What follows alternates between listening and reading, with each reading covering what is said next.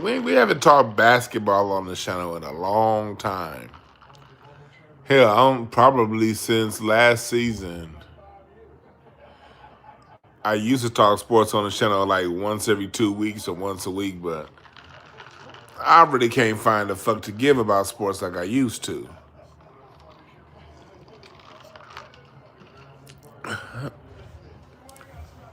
But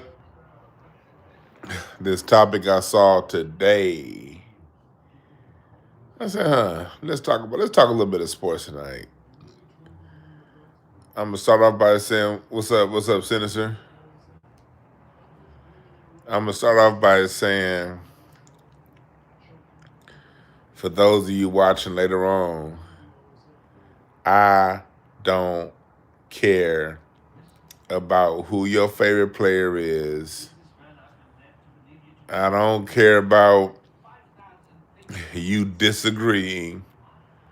I found through my years that most people that talk basketball and have they have the people that have the staunchest, loudest, most opinionated, emotional opinions ain't really watched.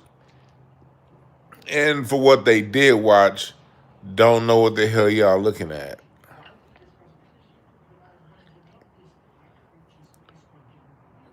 But I want to talk. I just want to talk about this because but I also want to talk about, like what LeBron talking about is it with him rewriting history.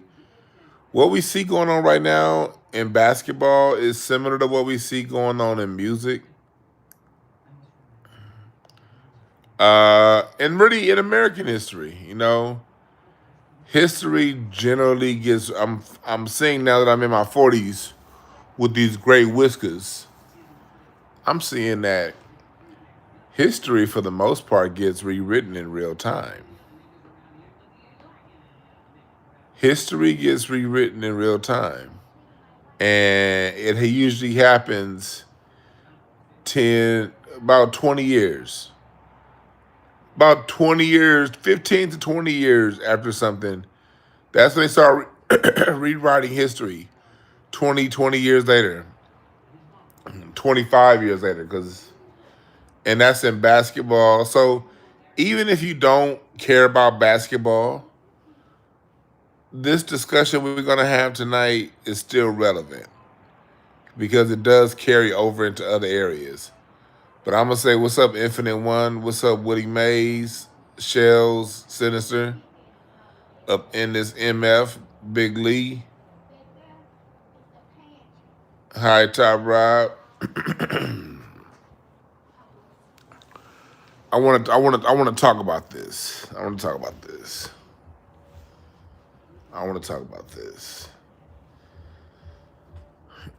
Like, again, this is not a sports channel, but I know basketball better than 99% of sports channels. So I just have better things to talk about than this sorry ass game we have today. You dig?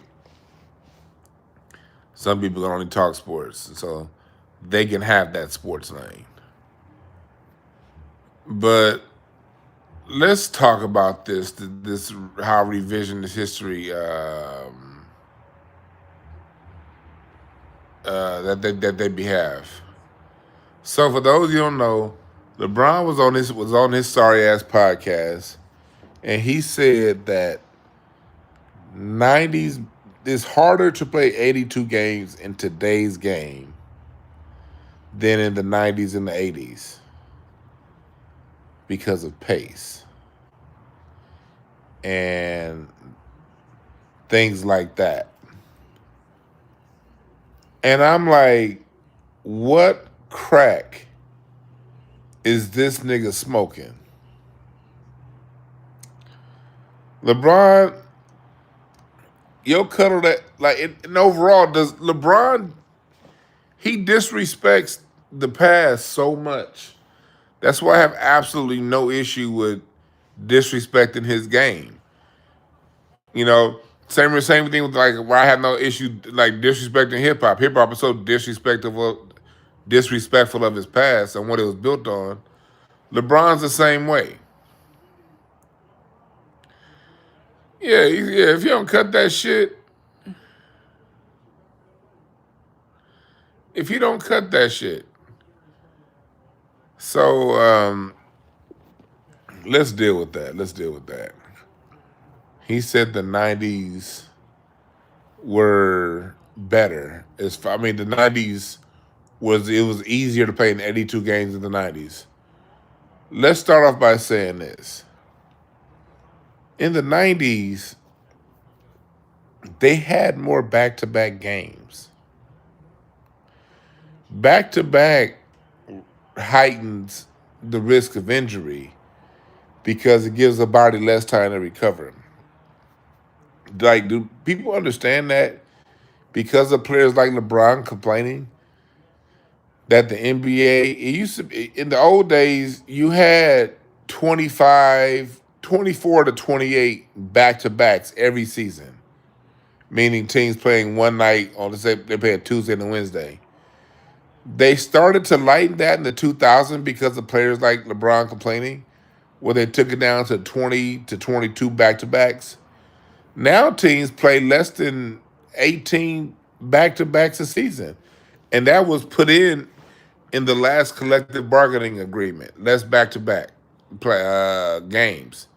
So off top, it's much harder to play. Like when you see they're trying to extend a player, or they're giving a player rest minutes, they don't have a player play on the second night of a back-to-back, you know? Remember when Jordan was playing his last year, he played all 82, and this was back when teams was playing 25 back-to-back games a season. LeBron at the same age, he doesn't play second nights of back-to-backs. Why? Because it raises the risk of injury.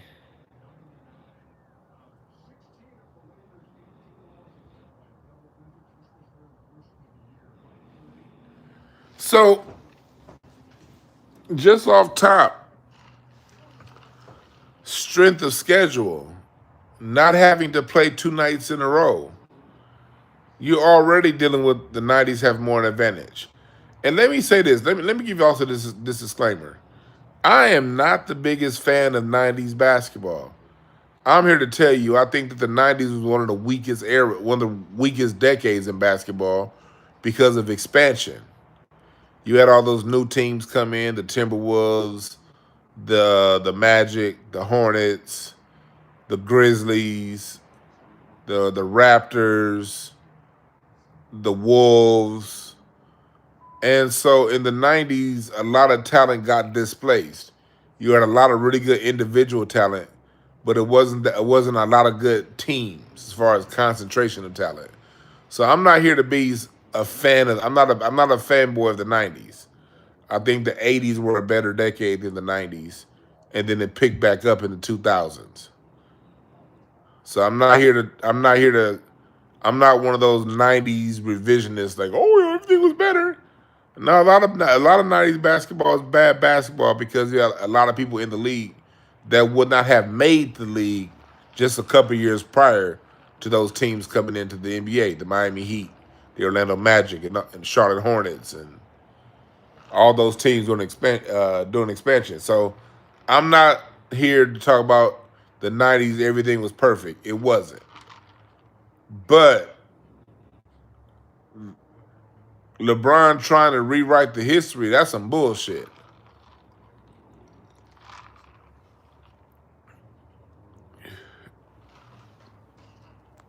I'm not a big Michael Jordan fan. Y'all know that. I don't give a fuck about no Michael Jordan or his shoes. I think that Jordan was the best player of the '90s. I don't think he was the best player of all time. No,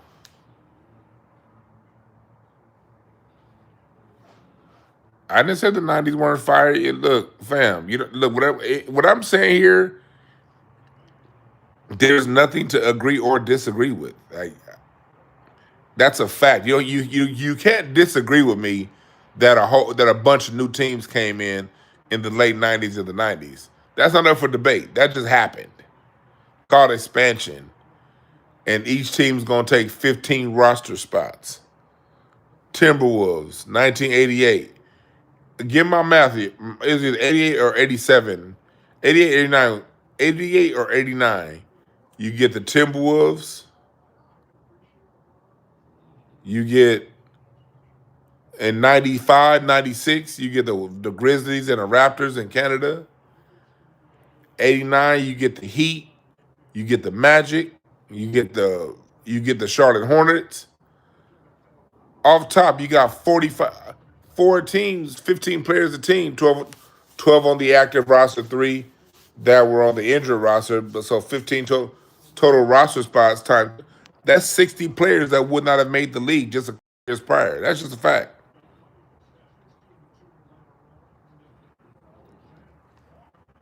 So basketball of the '90s was there was a dip. There was a dip. Here's the example. In 83, 82, do you know that like was it the Denver Nuggets and the Pistons was averaging like 120 points a game? Chat, look it up. I ain't got my computer in front of me. The Pistons and the Nuggets, like, they was averaging like 120 points a game. With like shooting very few 3-pointers. That's why they talk about back then the skill level being higher. Cass is putting up one game, the Nuggets versus the Pistons, they scored like 186 points in a game. They weren't doing that in the 90s. Shit. In the 90s, if you scored 92 points, you probably was going to win. Man, against the Lakers, motherfucker, that's against who? Wasn't no lower skill level. Please. It ain't no centers out now that are comparable to Moses Malone and Kareem Abdul-Jabbar. What are you talking about? Let's deal with the skill level thing because a lot of y'all be talking about skill level. My boy Reggie was over the house earlier. We was watching the game, the Rockets game, and somebody went for a dunk. The defense he was on the left side. The defense was coming across the paint. All he had to do was lay up with his left hand, bucket. But no, he doesn't have a left hand. So dude tried to dunk it with his right hand and ended up missing the dunk. I forgot that play. I'll rewind if I could. But all he had to do was use his left hand. He couldn't do it.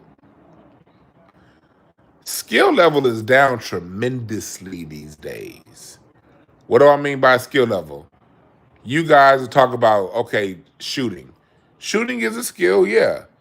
And more players shoot 3-pointers than ever before. That's true. But shooting threes is just one skill. And it's not like players back then couldn't shoot threes. Bill Laimbeer was a 7-footer shooting 3-pointers back in the 80s. That's not new. It was just different ways of getting the basket.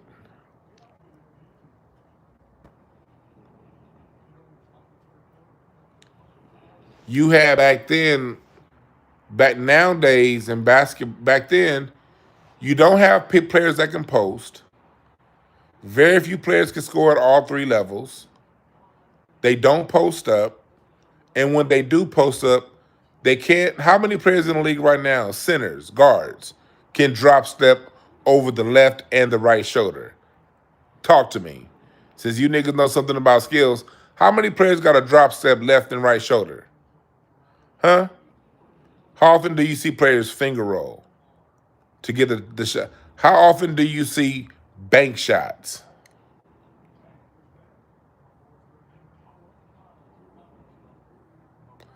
Thank you. You don't see nobody with a baseline with a drop step over both shoulders. Those are skills.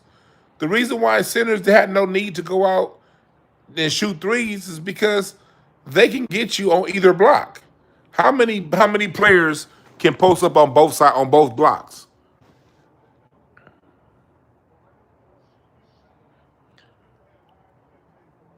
See, back then, what happened was They took away hand check.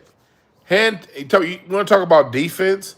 Back then, players had to deal with being hand checked. The reason, if you notice, back in the 80s, a lot of your guards used to back the ball down the court. Not because they couldn't do what Kyrie Irving can do. It's because back then, the defender was allowed to put his arm in the middle of your dribble and touch your chest. So and touch your hips and touch your body. So since a defender back then was allowed to guard you and guide you and put his hand on your hip, that's what made Scottie Pippen so great. Scottie Pippen had them big old hands, and he put them on your hip and guide your movement. You couldn't dribble face up as much because the defenders were allowed to put their hand in there. Now the defenders can't do that. The defenders now, they can't guide you by putting their hand on your hip. So you don't have to have the skill of being able to get around a player when they're allowed to touch you. The reason why assist numbers up, go back and look. Look me up, nigga. If y'all think I'm bullshitting, can't nobody fuck with my basketball memory, so y'all better off shutting the fuck up and listening and not arguing with me. I'm here to learn you something, nigga. Just because I don't watch basketball and talk basketball like I used to, don't mean I can't teach you something, motherfucker. So go look it up. Go look up when Russell Westbrook started averaging a triple-double. Go look it up. That happened after the NBA changed the freedom of motion movement. Look it up. Go look up the freedom of motion rule change. I think it was 2016 or 7, somewhere around 2016. What is freedom of motion rule change? It used to be, when I stopped coaching basketball in 2014, it was a general rule before then. When you're setting up your defense, whenever someone cut through the paint or cut through, you bumped them. A rule was you can bump cutters. Why would you bump cutters? You bump cutters to disrupt the timing of a play. And when you disrupt the timing of a play, the person who has the ball getting the assist, they couldn't make a lot of anticipatory passes. What do I mean by anticipatory passes? If I know we're in flex is basically a down screen at the elbow, bring the player up, bring the big up, down screen at the elbow, to the top of the key, and the screener then rolls down to the bottom of the paint, and then usually you can set a back screen for a cut, and when that back screen is set on the opposite side of the paint, when the player cuts over, there's usually a wide open pass for a layup. But before freedom of motion, you couldn't necessarily anticipate the throw because the defense could hit the cutter and knock them off their cut, and it would disrupt the timing of the play. So what the NBA did was they said you can no longer bump cutters, which goes back into that bullshit LeBron's talking about it easier. Used to be if you were going through the paint, you got hit by Charles Oakley. You got hit by Horace Grant. You got hit by Karl Malone. You got hit by Shaq. You got hit by Alonzo Mourning. You got hit by Larry Johnson. You got hit by Moses Malone. And it was legal to hit niggas every time they came through the play.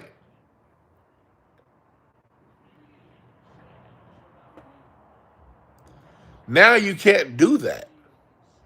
So now I know if I'm running Princeton or if I'm running flex, or today's offense is generally a hybrid of it. When you're running a set play, I can now anticipate the throw and throw it to it like football, like no different than football. I could just throw the ball when I know that cut is coming. I could just throw it there because my player's momentum won't get disrupted, and he's going to be there, and I can get the assist. So that's literally why numbers went through the roof. It's a reason why Russell Westbrook went to averaging no one averaged a triple-double since Oscar Robertson back in the 60s, for 40 fucking years, nobody got an average of triple double. They changed one rule. Now niggas is averaging triple doubles. Did I not just give you an example of cause and effect relationship between numbers and rules? Chat room, press the number one if the explanation I just gave you made sense. Press the number one if the explanation I just gave you made sense. What's up, Miss Porsche? Do you now not see the cause and effect relationship between rule changes and stats? Change a rule, pad the stats. So now you see Jokic averaging a triple double. You see all these players averaging a triple double, and what are people going to say? Ah, they have more skill. What's up, Logical Male Thing? Welcome back. They'll say, oh, this person averages a triple double. They have more skill. No. There are rules that make the game easier for how the offense is set up to inflate numbers to make it appear as if they have more skill. You see a player like, let's say, Scottie Pippen. Another thing that matters when it comes to numbers is offense. Any player that played in an offense like say the triangle offense or Greg Popovich's offenses. The Popovich offense which was a hybrid of the triangle, and the triangle offense, you're never going to get anybody to have a whole bunch of assist numbers. Why? Because the triangle was a decentralized offense. The assists can come from the whole point of the triangle was so defenses wouldn't know where the assist was coming from. It was an offensive reads. So where the assist came from depended on how the defense was playing the cut. If they're playing high side, then it's going to be a cut to the basket that most likely going to lead to the assist. If the defense is playing low side, it's going to go outside.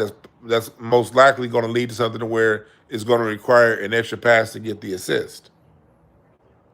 Ball's always moving. You don't know where it's going to come from. When you're in an offense like that, it's going to lead to different numbers than today's offenses of high screen and roll, what Kobe would call the basketball of chance. See, in today's offense, today's primary offense is high screens. Let's have a ball dominant player and have people setting a bunch of screens, make the pass. It's easy to get 15 to 13, 14, 15 assists in the game when you're dominating the ball and there's no defense that guards against the cuts. So the numbers you're getting in return are just illusions. Those numbers are illusions to people who know what they're watching, like me. Then it's not impressive. Yes. And so somebody said, I beg to differ. No, it's beg to differ. Yeah, of course basketball is more offensively driven now because the rules dictate so. The rules handicap the defenses. But going back to what I was saying earlier, Magic's Showtime was putting up 120 points in a night. 110, 115.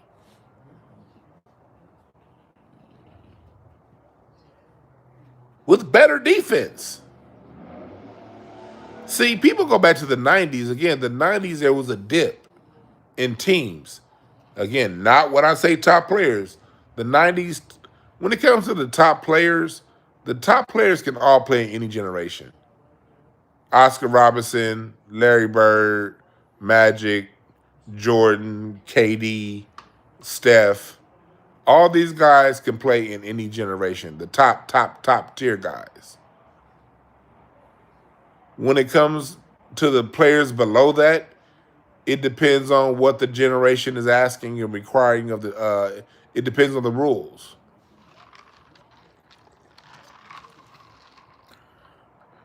It depends on the rules when it comes to the players below the top all stars. Yeah, Dr. J in generation. See, in the 80s, you couldn't. In the 80s, you couldn't lean into a player. That was an offensive foul.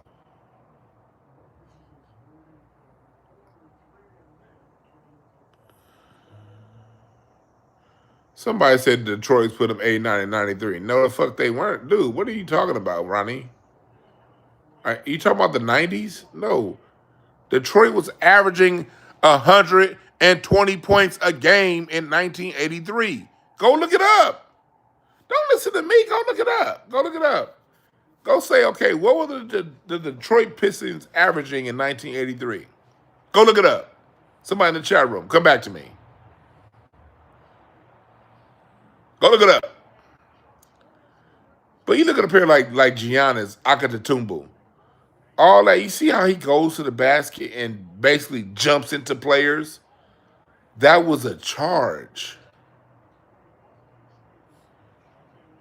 I said in 93, I said in 83. I said go look them up at 83. They changed their game in 90. The Pistons became, and that's when the Pistons became champions, when they became more of a defensive oriented team. That's how they got to being champions.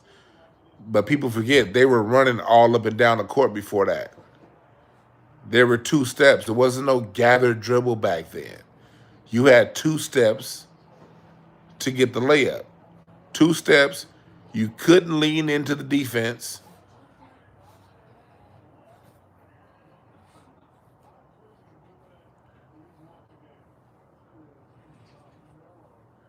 Okay, 108 points a game. The Bulls averaged 111 and 83. Go look up what the Denver Nuggets averaged. Go look up the Denver Nuggets average. What were they at? Go look up the league average in the NBA in points in 1982, 1983. And look up the Denver Nuggets. Alex English and those guys. You said the Bulls were at 111.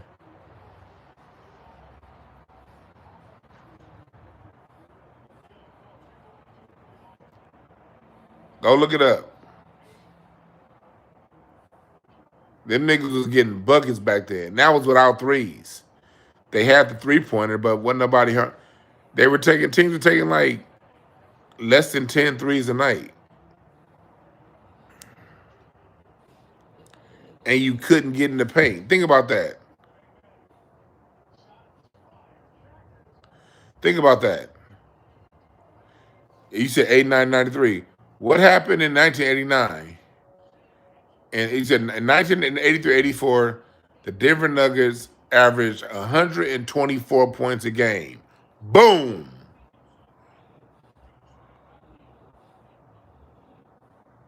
Ronnie, you said past 89. What happened in 1989 to help prove my point? 88. Expansion. After 89, when those teams came in, you started seeing a decline in teams. Still had great individual players, but not great teams.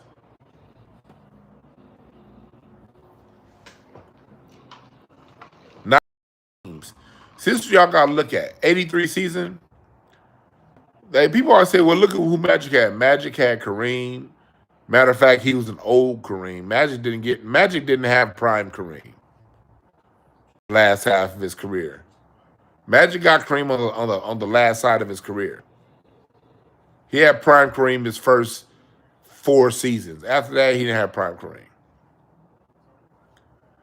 But Magic had Kareem. You know, he had 4 deep. Worthy came later. Worthy came in 83, 84. Yeah, Wilkes. But look who Magic had to play against. You look at the '80s Celtics. Dennis Johnson, Hall of Fame. Robert Parrish, Hall of Fame. Kevin McHale, Hall of Fame. Larry Bird, Hall of Fame. It was 4 Hall of Famers on that team. You look at the '83 Sixers. Dr. J, Hall of Fame. Moses Malone, Hall of Fame. Bobby Jones, Hall of Fame. Andrew Toney. And they had Maurice Cheeks. You see how deep the teams were in the '80s? When the '90s came, expansion hit. And so teams weren't that deep anymore.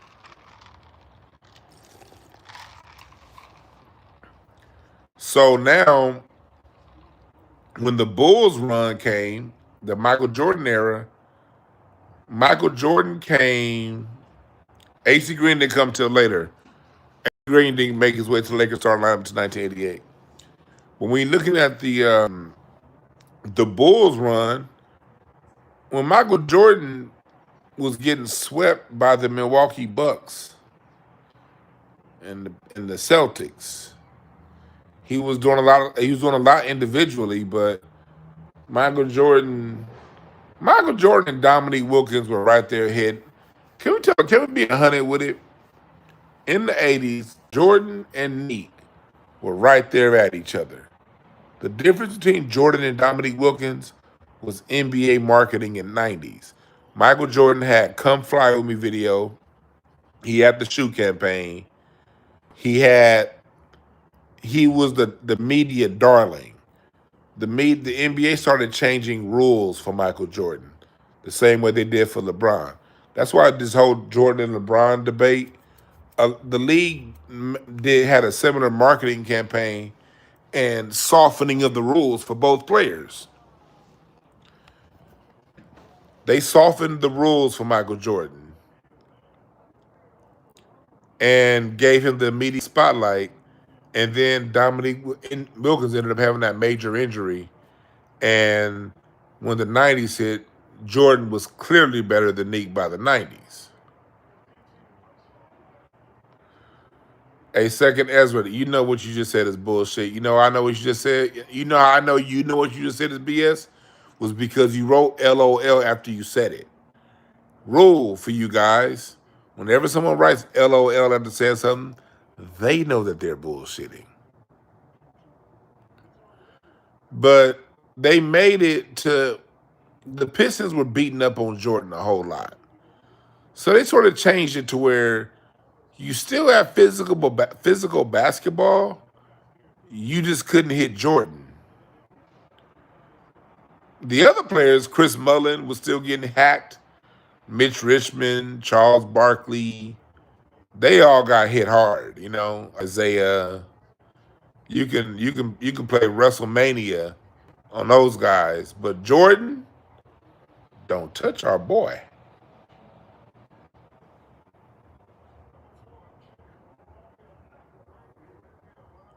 That's what they did in the '90s. They made it to where you couldn't touch Jordan, and that's what they did.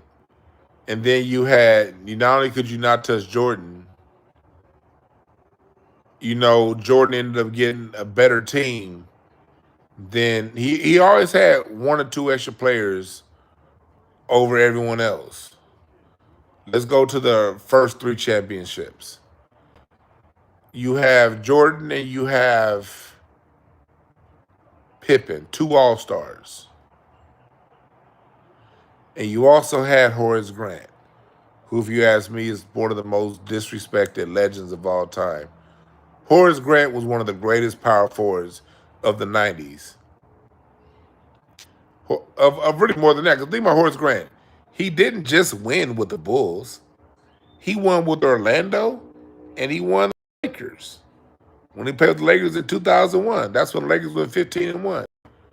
Horace Grant was consistently, no matter where he went, he was consistently with a top team. because he was a starter on top teams consistently. So you had Horace Grant, but look at who they had to play against, and especially in the East. Michael had Scotty. Who did Reggie Miller have that was as good as Scotty? Nobody. Who did Reggie Miller have that was as good as Horace Grant? Nobody. Who did Patrick Ewing have that was as good as Scotty? Nobody. Who did they have that was as good as Horace Grant? Nobody. Remember, Charles Oakley got traded for Horace Grant. Horace Grant was better than Charles Oakley. Charles Oakley just played in New York, and he's known for kicking ass. But Horace Grant was much better than Charles Oakley. He rebounded just as good, but was a better shooter.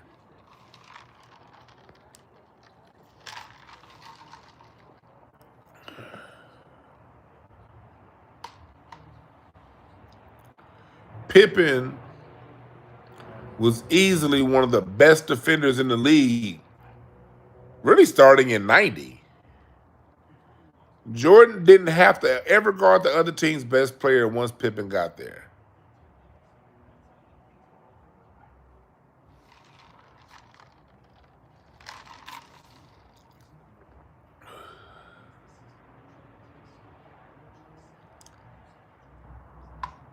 Yeah, you're right, Biz Martie. Jordan was being guarded by John Starks. That nigga was bagging groceries the year before. So Jordan always had the better. Jordan started winning simply when Jordan had the better team. Jordan never beat a team that was better than him. Not once. There was not one time that the Bulls played a team during the 90s that was better than them and they won. Oh, I take that back. They did play a team better than them in 1995 and got their ass kicked. The Orlando Magic. People like, but Jordan was rusty. He was wearing number 45. Man, that motherfucker had dropped 55 points earlier that goddamn year. Jordan wasn't rusty. The difference was the Orlando Magic had 4 bona fide All-Stars. That's why he lost.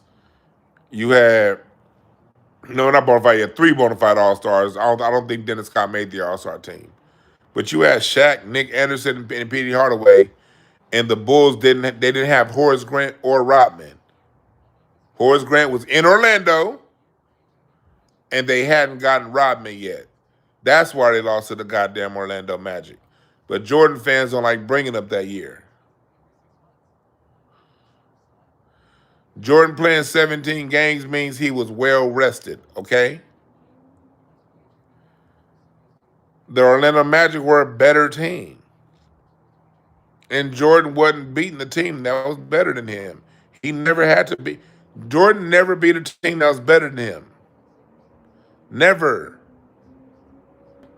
Every time he won, God damn it, he was supposed to win. Phoenix Suns, Charkley. They had Kevin Johnson, but Kevin Johnson was always hurt. And Charles Barkley's second best player was 6'1". Jordan's second best player was 6'7". Big difference. And they'd be like, Jordan didn't need a center to win. He didn't beat no centers either. He beat Ewing, but Ewing had nobody. Outside of Patrick Ewing, who had no help.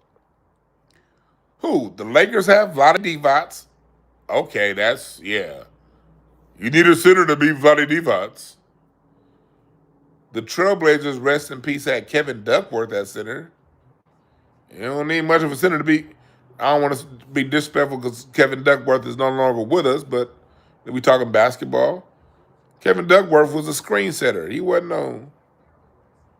Who was the fucking center for the Phoenix Suns? Big Miller? Was Oliver Miller? Oliver Miller was a fat nigga like me.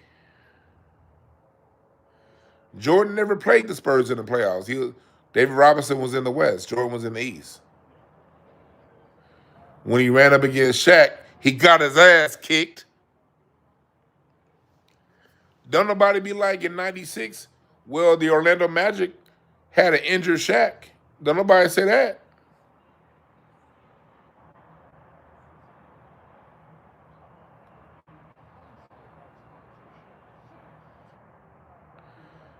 Nobody expected, stop it, Cap. Nobody expected the lot of them Lakers to beat the Chicago Bulls. The Lakers had no business making the finals that year, man. What are you talking about? The Portland Trailblazers were the favorite the series before.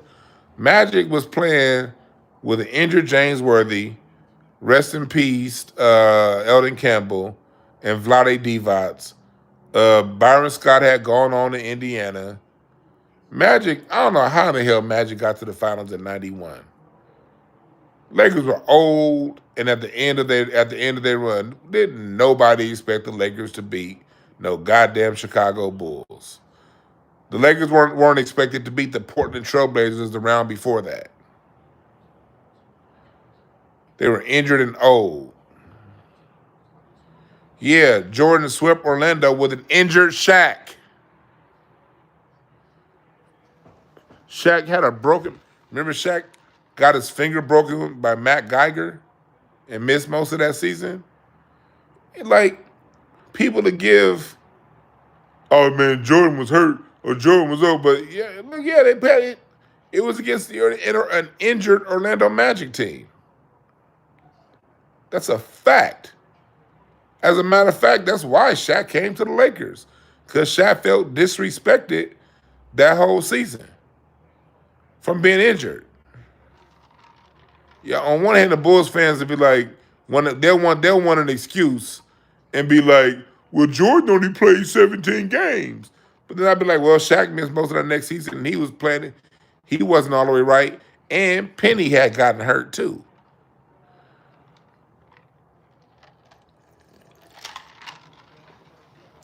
The reason why they won in '96 is because they got Dennis Rodman.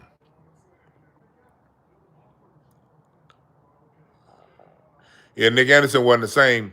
After Nick Anderson missed them free throws against, there was Nick Anderson pre-free throw, pre-four missed free throws against the Houston Rockets, and post-four missed free throws. Anybody who's paying attention to '90s basketball know when Nick Anderson missed those four free throws against the Houston Rockets, he was never the same. Prime Nick Anderson was the year 1995. '96 in the on forward, Nick Anderson was never the same player. Y'all remember that? Hey, Kenneth Brooks, this is history. Why don't you just sit back and listen to some history? Talking history is not an excuse. It's talking history. We don't play that. We don't play that fanboy stuff on this page, brother. You know, you should know. You should know better than that. We talk history. History don't care how you feel. History is just history. How you feel about it is irrelevant. Yeah. So Jordan beat. He was always a better player. I mean, he was a better player, but he always had the better team easily. The Utah Jazz, yeah, three Hall of Famers or two. Yeah, Stockton and Malone, two Hall of Famers. The Bulls had three. There was only in the late '90s. There was only one player in the league that can guard Karl Malone one on one. One player. Now, well, two players. Well, I'll say one because what's his name? Sean Kemp wasn't much of a defender, but only one player that can guard Karl Malone one on one in the '90s, and that was Dennis Rodman. That was it. And it was the same. Part of the reason why the Utah Jazz got to the damn finals was because Dennis Rodman was no longer on the San Antonio Spurs. When Dennis Rodman was on the San Antonio Spurs, he was giving Karl Malone hell. Karl Malone was never Karl Malone when Dennis Rodman was on the Spurs. Now you take this person that was locking Karl Malone down with the Spurs and put him with Michael Jordan and Scottie Pippen. You win every matchup. But still, Jordan was still the best player of the '90s. But you can miss me with all that GOAT talk.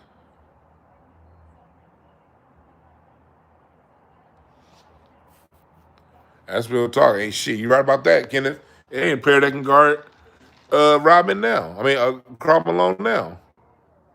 Rodman was a special talent. Yeah, and they had Ron Harper. They had Tony Kukoc. They had Steve Kerr. Remember this.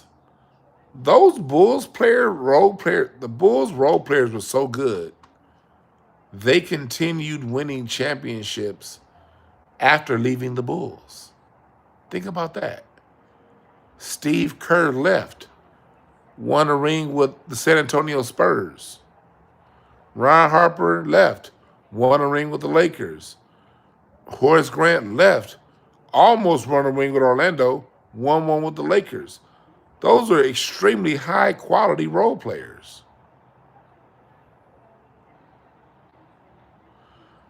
Luke Longley just fit the system. Luke Longley was a good shooter. He fit the system well. But he's a really good role player who ended up having that goddamn surfing injury in Australia and never was the same. Never came back. But back to what I'm saying. So those of you listening, going back to talking about LeBron, who said Steve Kerr was the main reason why? See, that's the thing. You say make a statement and people may turn it into something you didn't say. I never said Steve Kerr was the reason why the Spurs won. I said he was a great high-level role player. In order to win championships, high-level superstars need high-level role players.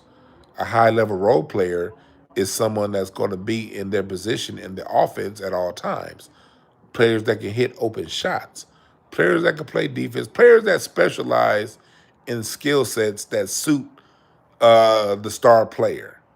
And Steve Kerr's skill set was shooting threes and spreading the floor. He spread the floor better than most role players in NBA history. And his ability to spread the floor is what gave Michael Jordan space to operate without double teams. The same way it gave Tim Duncan space to operate. All right? Superstars don't need a bunch of superstars around them. Superstars need specialists. You need dynamic rebounders, dynamic defenders, dynamic shooters. And if a superstar is surrounded by dynamic defenders, rebounders, and shooters, the superstar does the rest.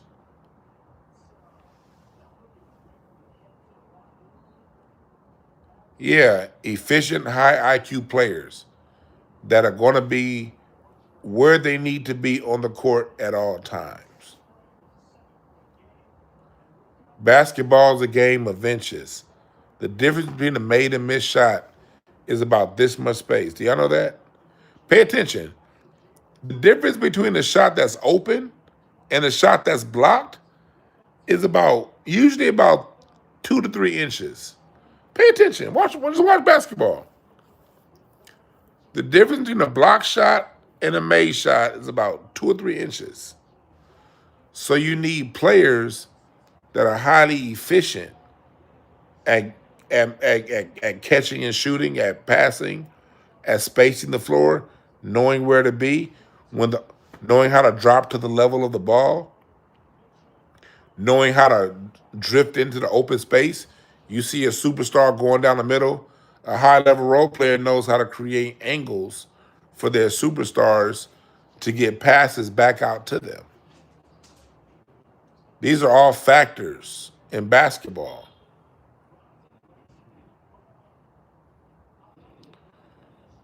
And then, but you stat watching ass niggas, y'all be like, but he only averaged 5.1 points a game.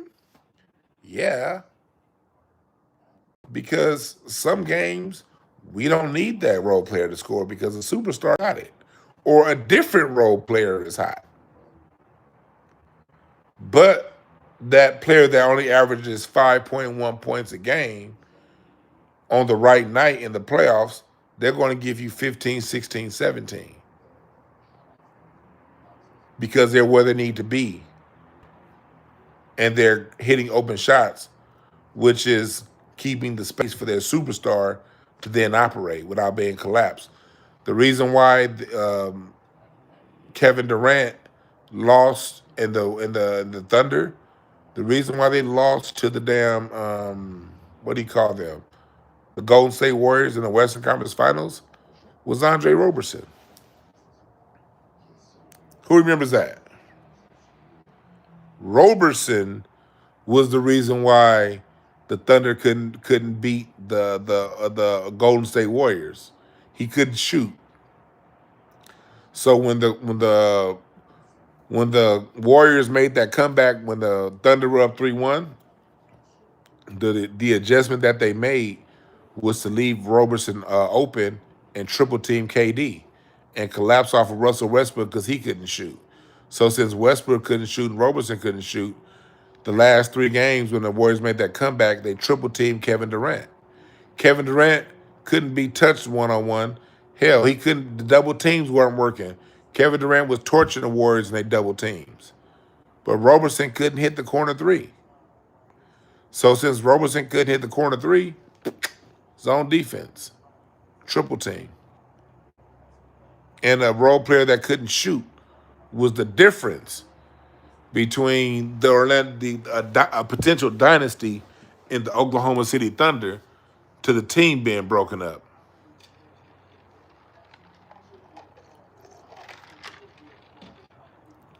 So now have I proven my point, said my case to show you that I am not some nigga that's a Jordan lover. I'm not a nigga that says the 90s were the best things since sliced bread. No. I'm very honest about Jordan. I'm very honest about the 90s. With that being said, it was still a tougher game than it is post 2016. 2016, 2018, when they brought in that freedom of motion, when they started allowing more liberties with the gather step, they made the league easier for bad players. Going back to what we were talking about, the 83 Nuggets that averaged 124 points a game. That was with very few threes, and that was during an era that a center or a power forward can fucking pile drive your ass every time you came to the basket.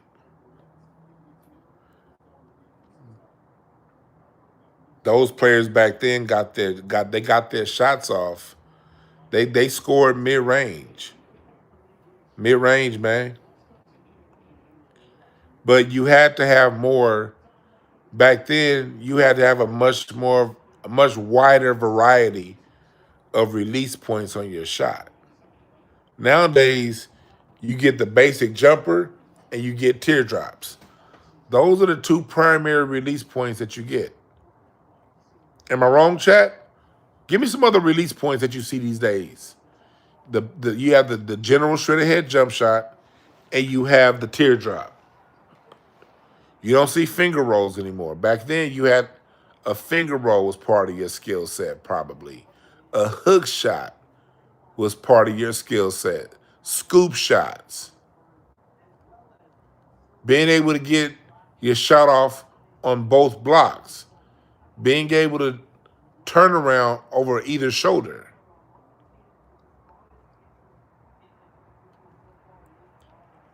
How many players can turn around over either shoulder these days?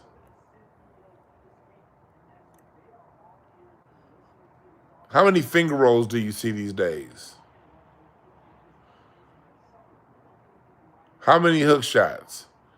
You don't have as much of a variety in release point. Yeah, Kyrie is great. Yeah, 2 dribble pull up.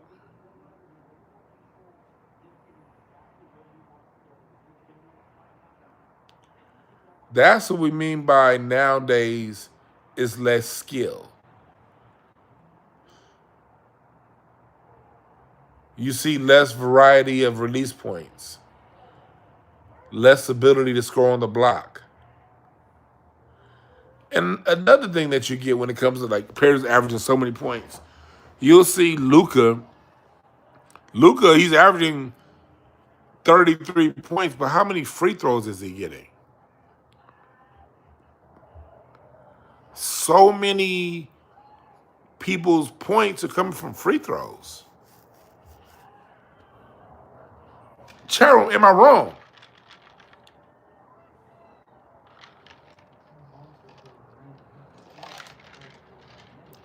If you averaging 8 free throws a game,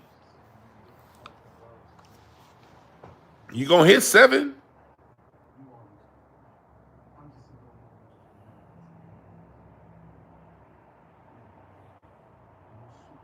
Yeah, Shake Gilchrist Alexander. He just he moves his pivot foot. All that stuff he be doing, he be moving the fuck out of his pivot foot. No travel.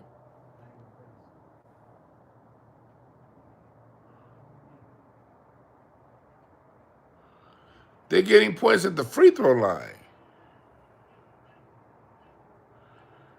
Yeah, Luka don't get enough criticism for not playing defense because he a white boy. Jokic, Luka, none of the white boys get criticism for not playing defense.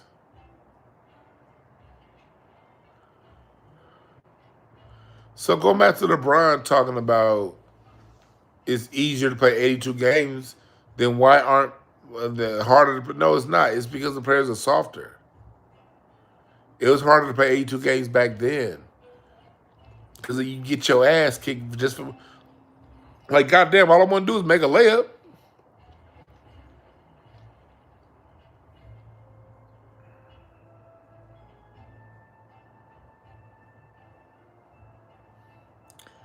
James Harden Houston was skill. Luka is a dumbed down version of James Harden's game.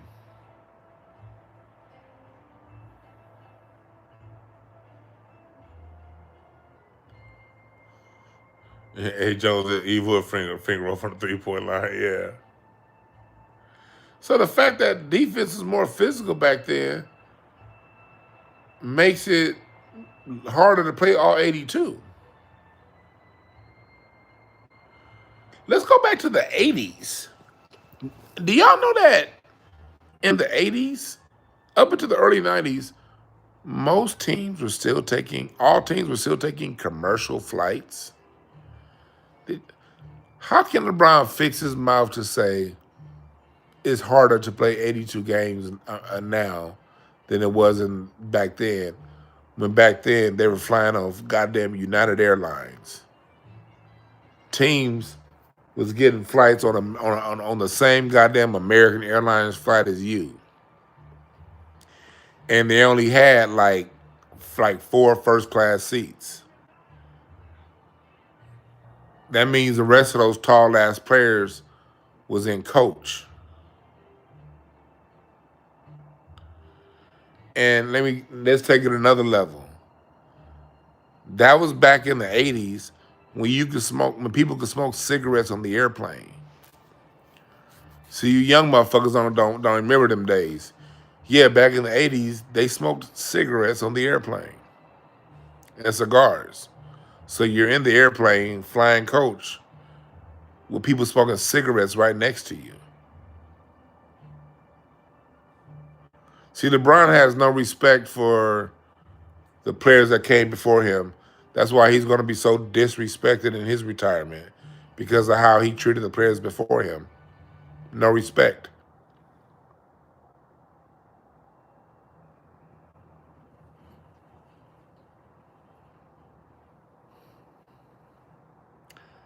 I remember my dad when I was a kid, when the Lakers used to win championships. You know how like they'll have like LA, they'll have like a special after the Lakers won a championship. They'll have a special on like the Lakers championship run. My dad used to always pull a VHS recorder out and record those specials on the Lakers back in the day. My dad had a bunch of them VHS tapes. And so like when the 90s came, I remember I would pull some of them tapes out. I was mad in the 90s. My Lakers hadn't won no championships. So then I would pull some of those tapes out my dad had on the Lakers championship run in 1988 and 1987 with Chick Hearn on the narration. And I remember on those, they were like, you will see, this is like in the finals when the Lakers were playing against the Celtics. There would always be images of the Lakers getting on the plane to fly back to LA. And the Lakers would lose to the Celtics and have to be on the flight from Boston, meaning 70% of the people on that flight are from Boston and they're probably Celtics fans. And Lakers players had to sit next to Celtics fans on the flight home. 5-hour flight back to LA from Boston. And the Celtics fan was probably smoking a cigarette. So James Worthy had to sit next to a cigarette smoking Celtics fan after he made that turnover in the 84 finals that led to the Lakers losing the championship. Think about that.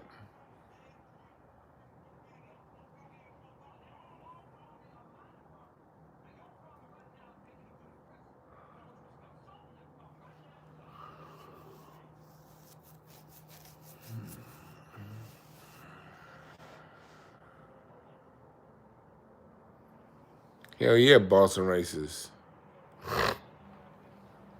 I was telling my homeboy the story the other day. One of my basketball coaches when I was a kid, he was one of my coaches and he actually taught me how to coach. Carrick D. Hart. Look him up if you can find him. Carrick D. Hart. He played at UC Santa Barbara with Brian Shaw. And he got drafted by the Celtics in I think either 88 or 89. His name was Carrick D. Hart. Well, I remember Carrick telling me a story. This is back in the mid-90s when he was my basketball coach. So it's only a few years. This happened only a few years before that because I remember when Carrick was still trying to get back in the NBA. He was playing for the Boston Celtics, and Carrick had missed an exit on the train. And so he got off like an exit past the Boston Garden. Back then, they didn't have training facilities. You either practice in a stadium or they rented out like a high school gym. So Carrick missed his exit on the train. And when he got off, it was a whole bunch of racist ass Irish gangs in Boston. He got off at the wrong stop and he saw these white boys and they looked at him crazy. He looked back like, oh shit, this shit is real. So he said he turned around, started walking away real fast. He saw them walking behind him. So he just bust out running. And Carrick was like, I was running. Then he finally gets to the Boston Garden. And as he gets to the Boston Garden, Larry Bird just happened to be parking right when Carrick got to the Boston Garden parking lot. And he told Carrick, what are you doing, man? Stop running. And Carrick was like, Larry Bird over here telling me to stop running. So he said, I tell Larry, no, I'm running because them dudes is chasing. They had chains. They was about to beat his ass. Because they're like, what is a nigga doing on this side of town? They chased Carrick because he was black. And he said that Larry Bird just happened to be getting out. And he was like, Larry, was like, Carrick, why are you running? He was like, man, those guys chasing me. And he said Larry knew their names. And he was like, I said, no, they good, man. He said they saw Carrick there like, oh, you play for the Celtics? Oh, we're sorry, blah, blah, blah, blah. The point of the story was he got saved because he was a nigga playing for the Celtics. Imagine if he didn't play for the Celtics. Another point of the story was everybody I know that knew Larry Bird, I know a couple people that knew Larry Bird, played with him. They said Larry Bird was cool as fuck. And what Larry Bird used to do in Boston, Larry Bird used to walk down and drink at the local bars. Like back then, you could see Larry Bird at the bar pounding them back with the locals. Larry Bird was hella cool with the locals in Boston. And so, Larry knew the dude's names that was chasing Carrick because he drank with them. But that shows you a testament to how Boston was, probably still is.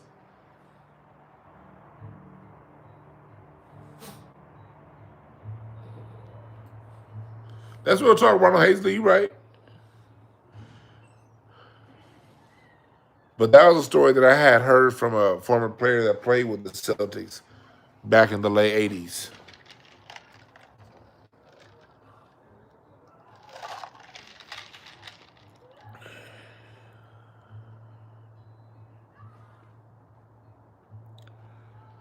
But I said all that to say these were the conditions of back then. You can't tell me it's easier now with private charter jets than it was then.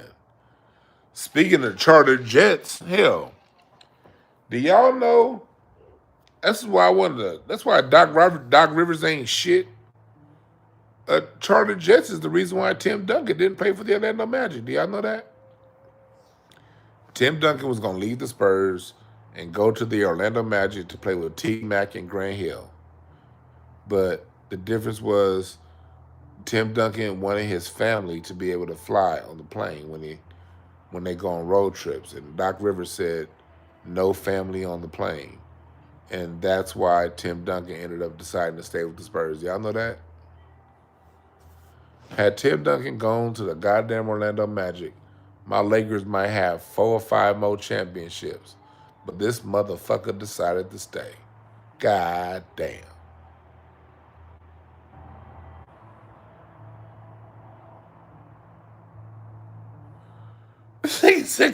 He might have called, you called him DEI?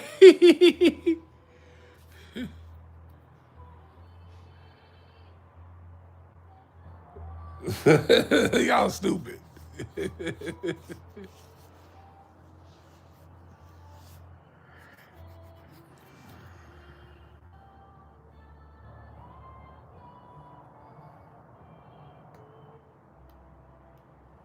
But yeah, LeBron is very disrespectful of the past. And that's why he's going to be disrespected as time moves forward. Because he has no honor and reverence for the people who built the league.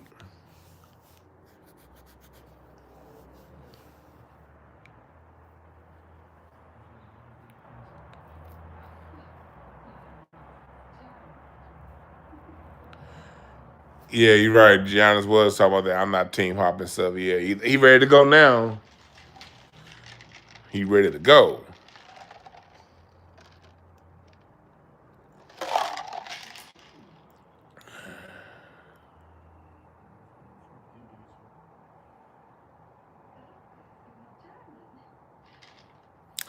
Yeah, LeBron wasn't grateful for Bronny. LeBron, his LeBron's tenure with the Lakers has been mediocre. As far as Lakers standard goes, LeBron's tenure with the Lakers has been mediocre at best.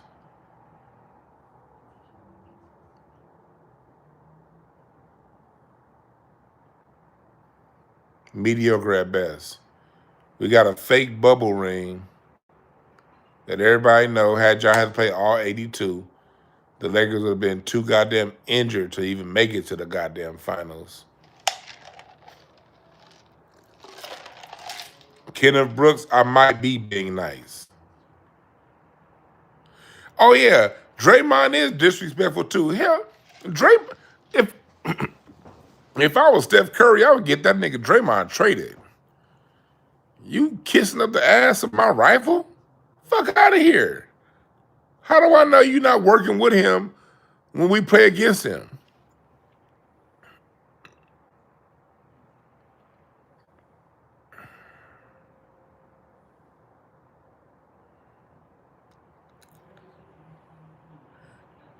The Lakers won in 2020 because of Anthony Davis. Anthony Davis was a catalyst behind the transformation. It was Anthony Davis, not LeBron. People like to forget the 2019 season, LeBron's second season with the Lakers. I mean, his first season with the Lakers, 2018. The Lakers only won 2 extra games with LeBron. LeBron came, the Lakers still sucked. It was Anthony Davis being able to play both ways. That's what flipped the Lakers. Anthony Davis coming. And then the next year, you get Russell Westbrook. The Lakers trade away Kyle Kuzma. They didn't re-sign Alex Caruso. 2 championship level role players. You get rid of them for Russell Westbrook when you could have had DeMar DeRozan and kept them. And I knew that wasn't going to work because LeBron and Westbrook got the same game. Ball up top, everybody go stand in the corners, somebody come set a screen so I can pad these stats. I'm going to need 12 assists, 24 points, and 10 rebounds.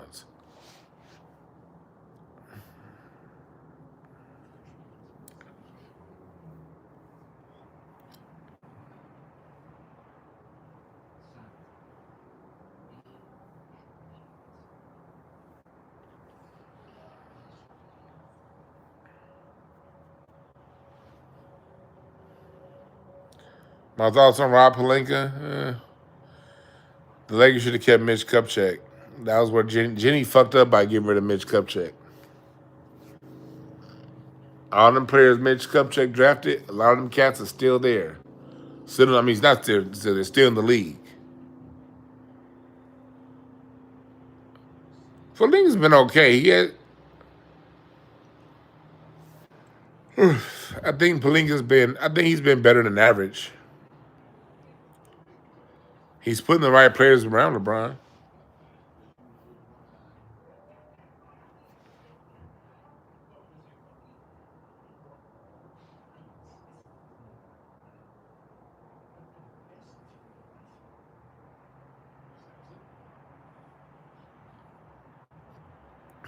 Yeah, Alex Russell stop joking. Yeah, right.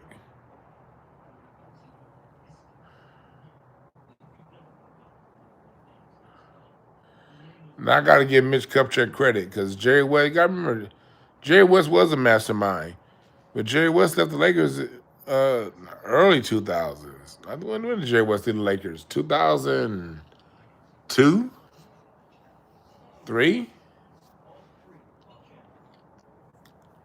Mitch Kupchak built that second championship run.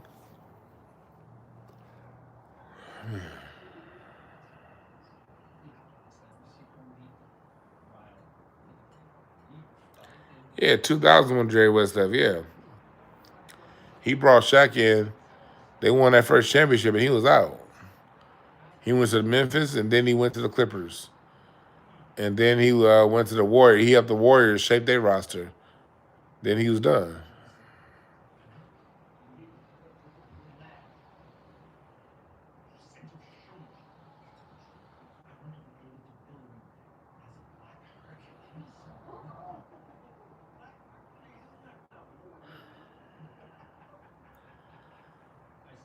Y'all see? Yeah, but it's been very disrespectful, man. Very disrespectful. But tomorrow we're going to talk about go and listen to those 4 songs that J. Cole put out before his album. We're gonna be talking tomorrow. Is J. Cole hip hop?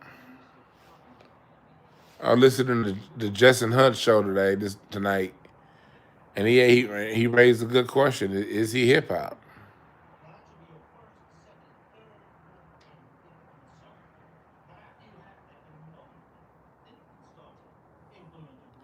Real talk, Ronald Hazy. I don't see how the New Jersey Nets win the championship either.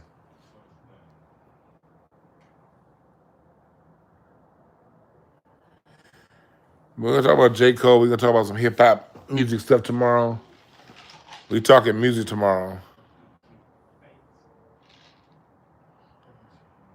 And J. Cole, I call J. Cole the Will Downing of hip hop. Sleeper snoozing music. Dwann, what do you think about J. Cole's music?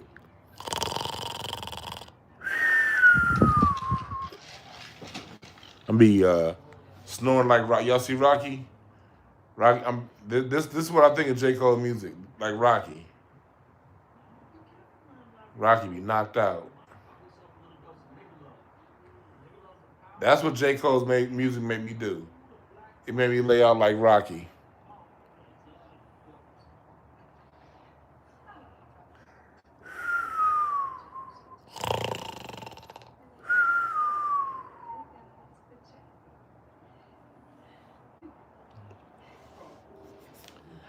But I'm about to get up out of here, y'all.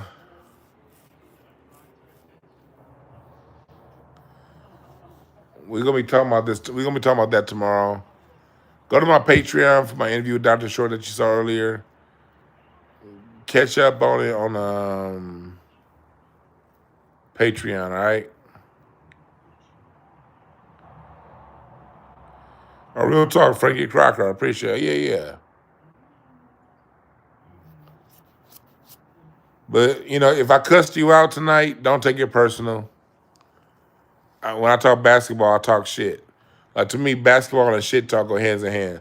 I believe in being able to, in cussing folks out when disagreeing over basketball, but neither side take it personal. I'm born in the 80s, man. I'm sorry if I offended you. I didn't mean it. But I come from the era that basketball equals shit talk. I don't come from this era where buddy. No, you talk shit, and then you go back to loving each other when you're done talking shit. All right?